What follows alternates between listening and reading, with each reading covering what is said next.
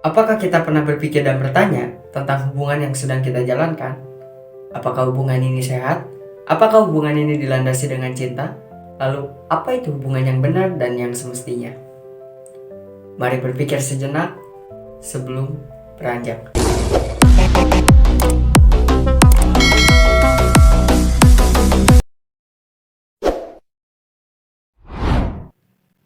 Mungkin kita pernah mendengar kalimat-kalimat yang muncul ke permukaan media seperti contohnya, sebagian orang berpendapat dan menilai jika cinta itu hanya tentang materi dan transaksi dengan poin realistis.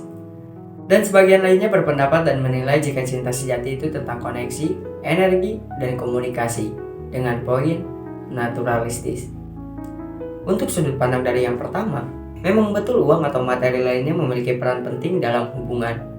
Materi yang berunsur finansial memang penting untuk memenuhi dan mengatasi masalah-masalah kebutuhan pokok pada manusia, seperti kebutuhan primer, sandang pangan dan papan, sekunder, mebel dan transportasi, tersier, perhiasan, hiburan, dan barang mewah lainnya.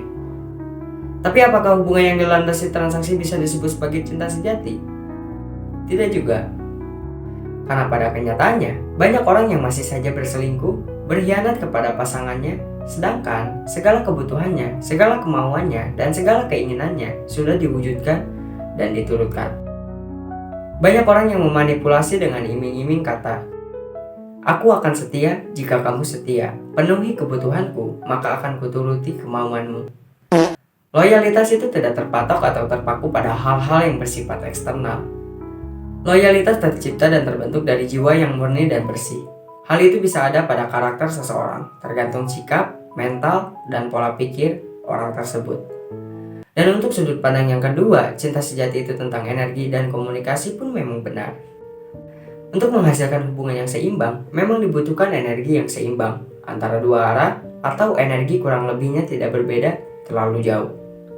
Dan untuk itu peran komunikasi sangat-sangat penting dalam sebuah hubungan, agar keduanya saling memahami satu sama lain, saling tahu visi dari setiap pribadi, saling terbuka, dan saling mendukung.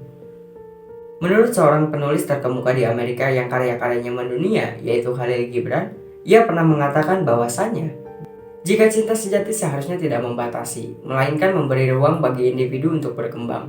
Cinta sejati datang dengan pemahaman bahwa pasangan adalah individu yang mandiri, dan cinta sejati adalah perpaduan antara kehidupan dan kebebasan.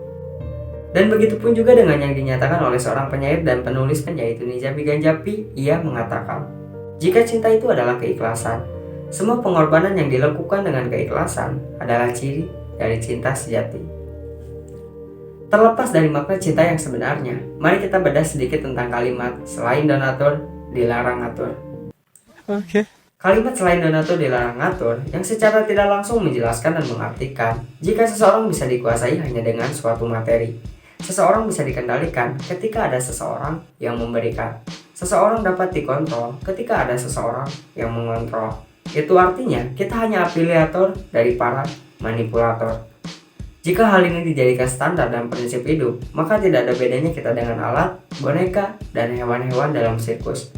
Dan begitu pun juga tidak bisa diatur bukan berarti menjadikan diri kita sebagai pribadi yang arogan, anti kritik, dan merasa paling benar. Jadi, perlu kita garis bawahi, tidak bisa diatur bukan berarti tidak tahu. There's something bad about to happen to me.